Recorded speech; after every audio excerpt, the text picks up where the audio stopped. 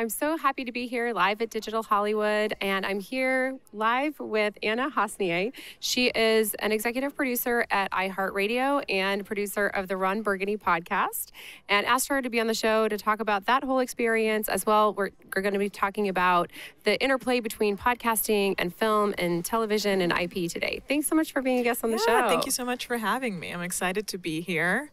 I've never been before, so this is it's pretty big. I'm excited. Yeah, this is a great event. It's beautiful at the Skirball Center, right next to the Getty Center in Los Angeles. Really beautiful. If you've never been here, I really recommend checking it out. So, Anne, I'd love if you to start with telling us about your background and how you got into podcasting. Well, I originally started when I came out to LA after graduating college to basically produce live comedy. And that's kind of like how I made the majority of my network was going around, producing live shows around town, working with a lot of comedians, kind of building my network up that way. And from there, I met comedian David Huntsberger, who invited me to intern on the Professor Blastoff podcast at Earwolf. And that's kind of my first foray into podcasting. And from there, I started producing more podcasts for comedians who were, asking me for help. And I started a podcast with comedian Arden Marine called Will You Accept This Rose, which is about the Bachelor franchise. And from there, I started working on the Crack.com podcast on Earwolf with Jack O'Brien. And he recruited me to come with him to How Stuff Works to start the comedy division there. And from there, we were acquired by iHeartRadio. And now we're the iHeartRadio podcast network. And that's why I'm here today. Amazing. Yeah, I feel like comedians probably understood the value of podcasting before maybe some other people. Right. Well, it's a medium that you don't have to wait. You can do it all yourself. And that's like the best part, where you can get the equipment and you don't need the most high quality equipment. You can go in your closet. Yes. That's the quietest place, and record your show there. You can edit it yourself and put it on the internet. And all you have to do is pay like a $5 fee these days for like a hosting site like Libsyn.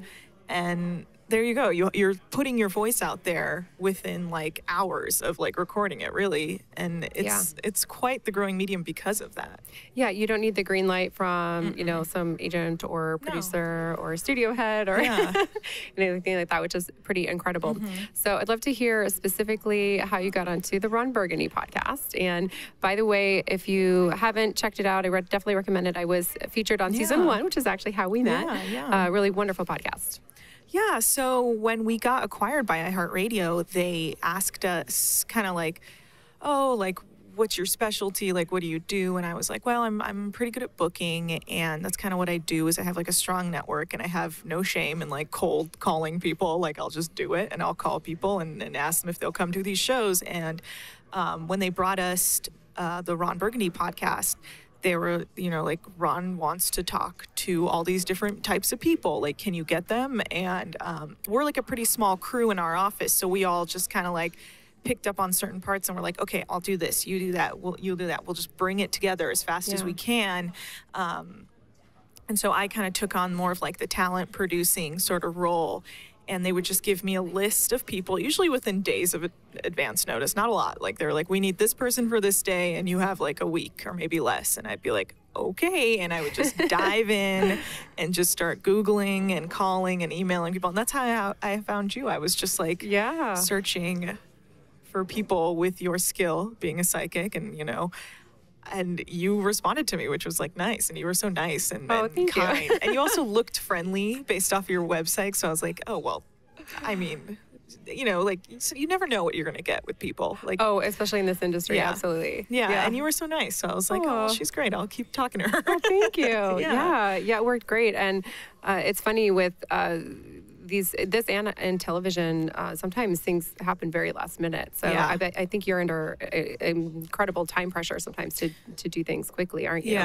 Yeah. The grind is very real. You have to just keep it moving. Yeah. And sometimes you want to be like, oh my God, it's too much. I'm so stressed out. Like, I don't know if I can make this happen. But I always tend to just take a step back. Like, the world's not going to end. Just, keep doing what I'm doing, and things tend to come together in the end. Yeah. You just got to have like a positive, optimistic view on it.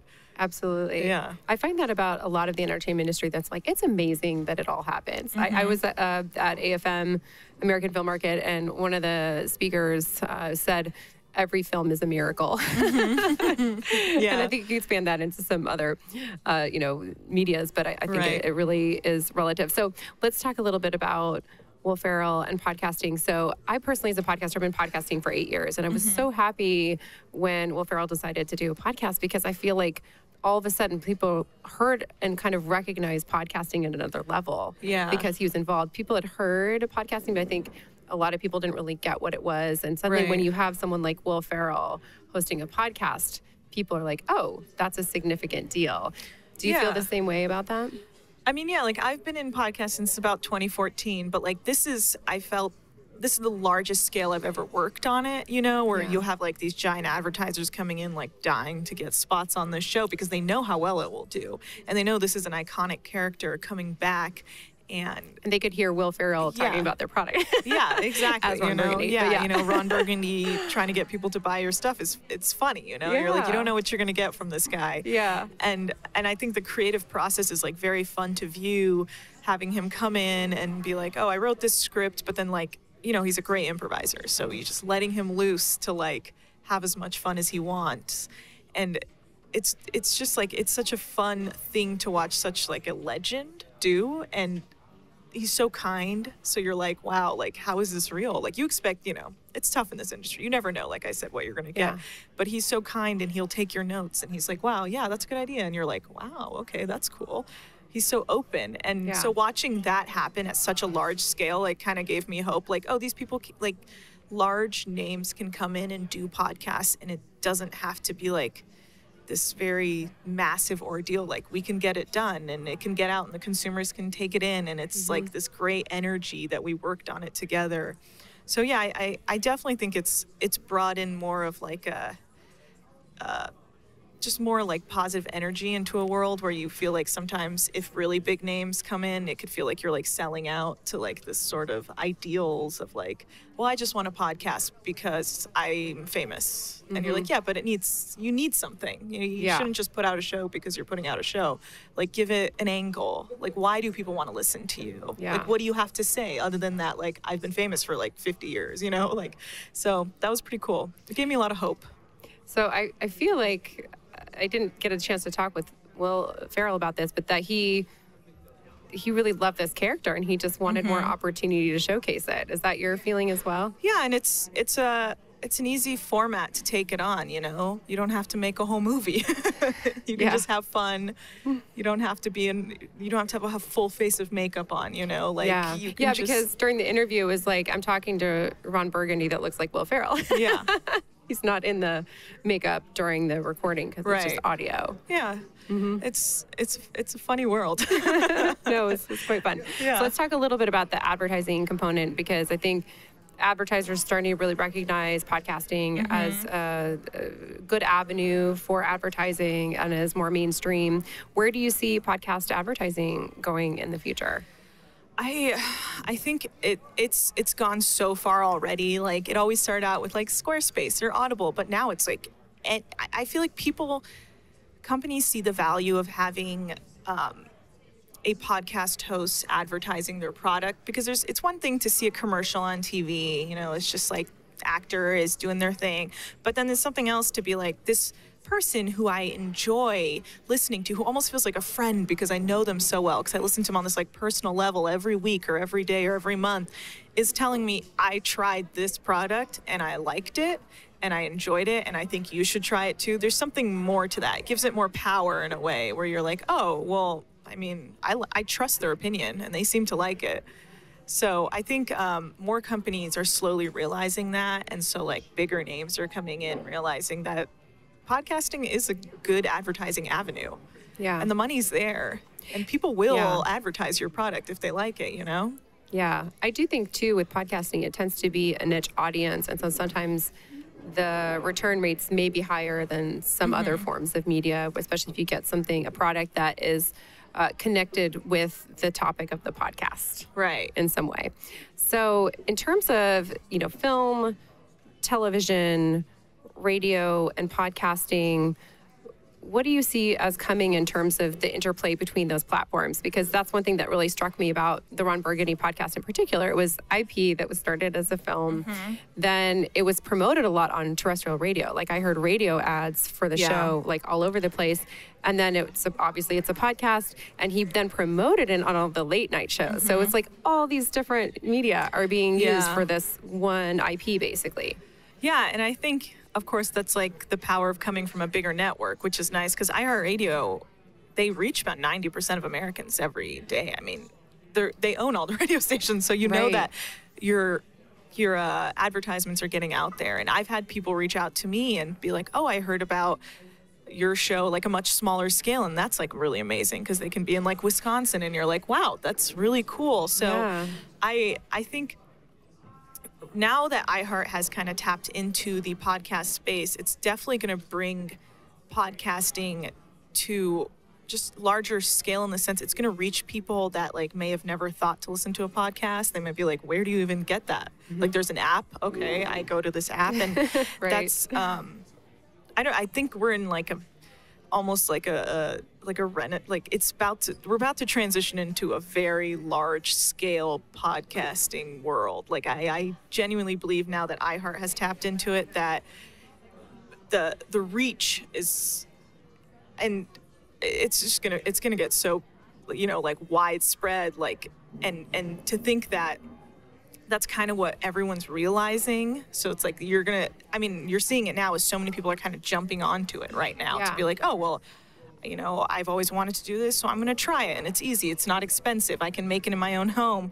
And that's like the nice thing about these larger companies kind of taking over in a weird way is they're bringing podcasts to people's ears, which makes people kind of be like, oh, well, I like that show. Maybe there's a show about this. So they kind of start exploring themselves. And then they might not necessarily find another show on iHeart, but they might find a show that just interests them on a different network. And that's kind of like how it grows, You're like, well, I've really enjoyed listening to this, but I've listened to them all now. What's next? And that kind of will help with the growth process, I believe. And yeah, I think one of the things that's happening now is that mainstream is starting to access podcasting. It used to be more of a niche thing for maybe techie people, or, people super into content creation. And now that you can get it on your phone, you can, new cars, you can stream it in your car. It's just so much easier to access. And one of the things that when celebrities like Will Ferrell or Conan O'Brien has a podcast now, it provides an encouragement for people to just, even if they haven't done it before, to check it out, on their own. So is there anything coming in the works, any new shows you've heard about or developments that are exciting that is going to help with that, reaching out into kind of mainstream listeners? Well, like a big thing now is that a lot of kind of like younger YouTube stars are getting into podcasting, and they like to film their podcasts. So now there's like this whole other realm of like, you can watch people, like outside of like Joe Rogan, for like younger audiences who like to watch YouTube, who like to put it on in the background so they have something to look at, because everyone's attention spans are getting so much lower and lower. So it's nice to be able to listen and watch when you want to and go back and forth into what you're doing.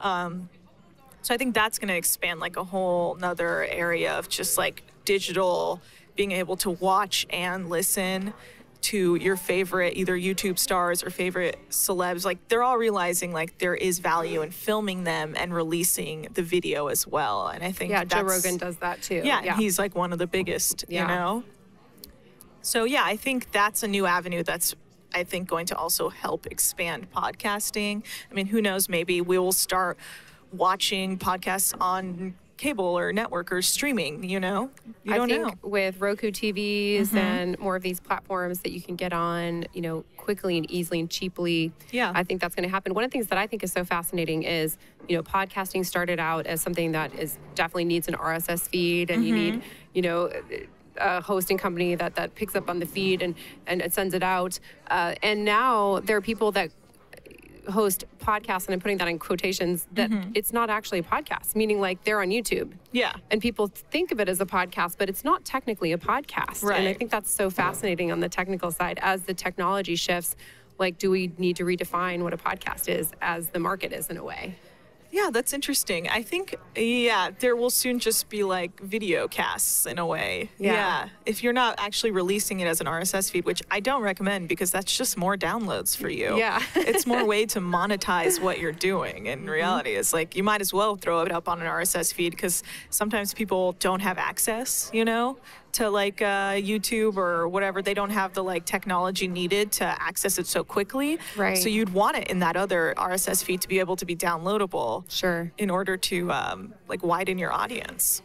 So you've been in podcasting for several years now. Do you have any tips or suggestions for people who want to get into podcasting, either to start their own or to get in, in more established network like the one that you're in? I always recommend having, one, if you really want to podcast, just do it. Yeah. Don't second guess yourself. Don't be like, who'd want to hear what I have to say?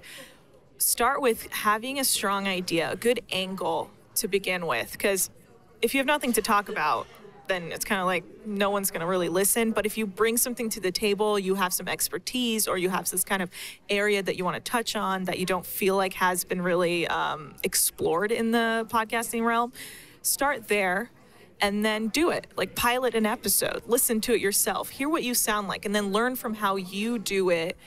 And then kind of like work on your own style of podcasting and you'll slowly kind of realize like what you're good at, what you shouldn't say, how you speak. That's a great way. When you listen back to yourself, it really shows you like if you're being totally, yeah. And it's so cringeworthy at first, but like once you can get through it, you'll feel better and you'll understand your speech patterns and what you need to do in order to improve yourself. And then if you're going to a network, I always recommend having some sort of product to show them. So you may have started independently, but then you've slowly built your own audience, and your audience might not be huge, but you have something to show to that network to be like, look, I've been working on this. I'm slowly growing an audience. I have a distinct voice, and here it is. So they can listen to it and they can see what you've been doing. It's hard. I always find it hard when you go in with just a pitch because it's like, well, I need to see what is this actually going to be? Yeah. So even if you're going with just a pitch, at least have a pilot episode to show, to be like, here's an example of what I would sound like, how it would come out, and what my vision for the show. Yeah, so there's an interesting interplay happening right now with, for example, Netflix just launched their podcasting division. A lot of people don't even know that Netflix has podcasts, and I met the woman who's running it at a podcasting conference, and they are doing this for several reasons. Podcasting is really hot right now. It's much cheaper to produce the podcast. And she said to me, look, if one goes well, we could turn it into a television show. So you just never know what's going to come. And you have shows like Homecoming that started as a podcast, got turned into a television show with Julia Roberts of all people. So yeah, you can start it and produce much more economically, and you just never know what's going to happen. Right, yeah, I believe HBO called podcasts like IP machines. Like we're just constantly creating like this IP, and so these networks can come and be like, I like that, I don't like that, I like that. They have their, like they can pick and choose whatever they want to be like, I like that. Like I believe Pod Save America got their show because they had such a successful podcast, and that is what it is. It's like people coming up with these ideas and producing them for much cheaper, and then these other larger networks coming in and being like, might as well put some money behind it and really make it something that we think people will enjoy.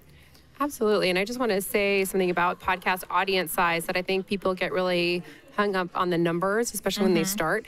And the truth is, okay, let's say you get 500 downloads an episode, or, think about that. If you're speaking in front of 500 people, that's a big audience, for most people. So just even when you're starting out, just if the numbers are relatively small, just think of how many people you're reaching and what that really is like. And I think that's really amazing. That's the nice thing is when you get a strong audience, regardless if they're small, like they're here, they're listening. Yeah. And that's always very important. And even just someone reaching out and being like, wow, like I really felt that. That was very relatable to me. Thank you for putting that out there. Like it feels nice. It's nice that you're doing some work, and like helping some people feel maybe just a little less alone in their life. Well, this has been so amazing. Thank you for having me. Yeah, thanks so much for being a guest on the show. If people want to learn more, connect with you, or any of the shows that you work on, what's the best way for them to do that? You can check out the iHeartRadio app, where every podcast you could possibly imagine is on.